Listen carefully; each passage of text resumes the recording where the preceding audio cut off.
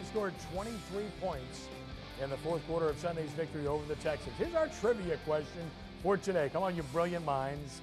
Show me what you're made of. What is the franchise record for points scored in one quarter? Got a thought or two? I do. So what is the record? 23 was pretty good, but there have been better quarters. Think about it. Ken Trahan, Torrance Small, John Forcade, Brian Elliewall. SportsNOLaTv, 3330 veterans. TGI Fridays. Haven't been? You need to come. Great property, beautiful place, tremendous food, and gracious hosts, and we're so happy to be part and parcel of TGI Fridays on SportsNOLaTv. Well, the NFC South is a pretty interesting race early on in the season, and it's probably not as some would have envisioned it at least 3 weeks into the season. When you look at what's happened, the Saints and Tampa Bay are tied for first at 2-1, and the Atlanta Falcons, that sexy Super Bowl pick, not so sexy right now, at 1-2 in Carolina with Cam Newton at 1-2, an improved team, but not ready to contend. All right, Brian, you agree with that assessment? Yes, absolutely. Atlanta, Matt Ryan has been sacked double-digit times already, Kenny. They're having trouble, and they were a sexy pick for a lot of people. I think most of the people at this podium, this table, did pick the Saints to win the NFC South. I don't see any reason why that should change. And the way things are going, I'll tell you what, Atlanta may have a hard time making it as a wild card team. John, is Tampa Bay good enough to make the playoffs this year? I thought they were overrated last season. I think they snuck out and won some games last season, winning 10 of 16, or 10 of 6 last season. I don't see them this season even making the playoffs. I think they're a team that's on the uprising, but right now I just think they don't have the whole overall team. They're a solid team, but I still think it's the NFC South New Orleans Saints. Carolina won a game, Torrance, so they're 1-2 with Cam Newton, and they did so in the slop in Charlotte on Sunday. What about this division? What do you see at this point? Well, yeah, they played in a sloppy game, but he got his first win. Cam Newton finally got his first win, which is good. Atlanta has to get back to running the ball if they're going to win some ball games. I think they're throwing the ball way too much. They're depending on the young guy that they got, Julio Jones, to help out with the passing and all, because that's the one knock on them, that they didn't pass the ball as well, and they relied on the run. I think they need to go back to the run in order to compete a lot better than what they're doing right now. But in this division right now, with the way the Saints are playing, don't get any pressure. Everybody's a little pressure about our defense and whatnot. They will get better. We're going to continue to rely on Drew Brees, and they will come out on top in this division. Let's take a look at scores from around the NFL for Sunday, and some pretty interesting results, especially the first one. Buffalo down 21-0, comes back to beat New England 34-31. Ryan Fitzpatrick playing really well. Carolina, as mentioned, with a win over Jacksonville. In the ugly game of the day, don't watch me, it was San Francisco 13-8 over Cincinnati. Cleveland beats Miami 17-16. The death watch on for Tony Sparano. Detroit, the other great surprise in the league, 3-0 now in overtime. They overcame a huge deficit to beat the Vikings 26-23. Giants, big victory on the road at Philadelphia. Eli Manning, a big game with 4 touchdown passes. Denver losing to Tennessee, the Titans overcoming Denver late, and the chance for Tim Tebow will resume again. Oakland, big statement win over the Jets. The Raiders are physical, they're good. San Diego beat Kansas City 20-17. Chiefs are 0-3. Baltimore crushed St. Louis 37-7. The Rams stink. Green Bay looks like the best team in the league, 27-17 over the Bears.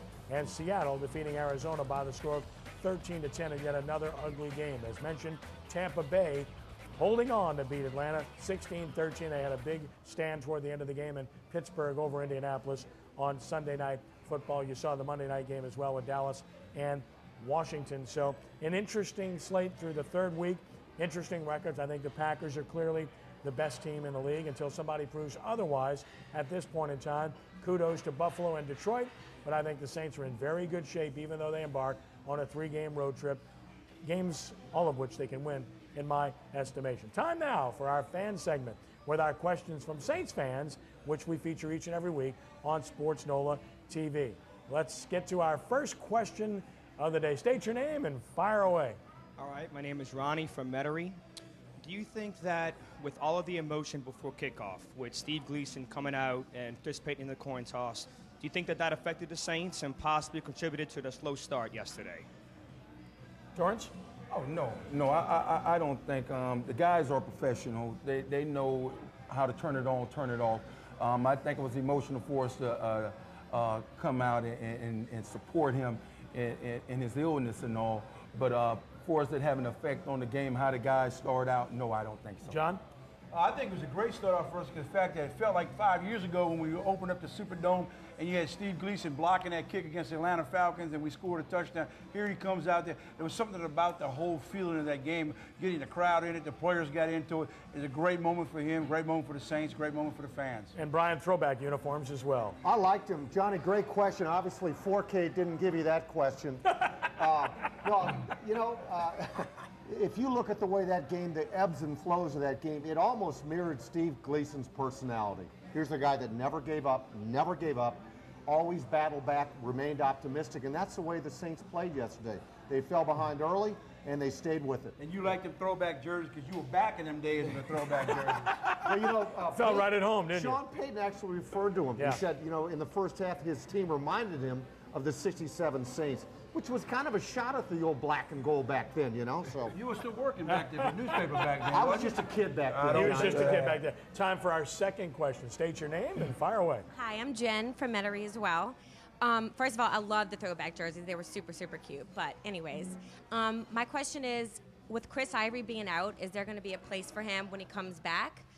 Or is his spot being filled right now? Brian, good question. Great question. Again, that was not John 4K's question. Chris Ivory, yeah, there'll be a place for Chris, Jen. You know, he's certainly one of the top 4 backs. Now, whether they're going to carry 4 backs on game day remains to be seen, but when Chris comes back, and remember, he can come back after 6 weeks. He's got some practice time there, so they don't have to make an immediate decision to put him back in the 53. But there's a reason why they put Chris on PUP, and he's got a place on this team. John? I totally agree with Brian for once. That, yeah, he's on pulp right now. He's out 6 weeks. He'll be able to come back and he'll make a decision. But right now, it really doesn't matter with the running game because there's nobody actually is their star running back. It's running back by committee. And if he did come back, they just float him in the flow right now. So right now, it's Drew Brees' passing game and then the running game. So it won't matter who's running back for him. Mr. Small. No, I don't think there's any room for him. Not at this moment. He got his opportunity because of an injury, and if he's going to get back in, it's going to be because of the injury. I don't think it's enough room. I don't think it's with. Are you saying on game day? In other words, when he comes back, he would not dress. Yeah. I do not think he'll dress. What's the old song? Choose too many threes, the crowd for you're dead, something like that. Yeah. I'm showing my age now. Listen, bottom line is this: the only way he's going to see the field is via an injury. You've got Pierre Thomas signed. Okay, exactly. He's here. You got Mark Ingram. You traded up to get him in the first round. You got Darren Sproles. You're going to sit him? No chance. No chance at all. The only way he gets on the field is via injury.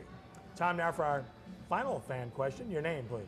My name is Brad from Uptown. I was wondering, with this being the first game that the Saints actually faced a team that tried to establish the run, felt that Houston was able to run the ball pretty well during the game. Do you think that had more to do with Vilma being out and the lack of depth at linebacker, or the new defensive tackle rotation? All right, John, we'll start with you this time. Well, my whole opinion, I thought the whole year right now that I think the Saints have linebacker issues right now. I don't think their linebacking core is one of the best in the league. I mean, they got big defensive tackles, Kenny. We all know doggone well that the defensive tackles are what's going to make the New Orleans Saints stop the run. Brian. Yeah, I agree.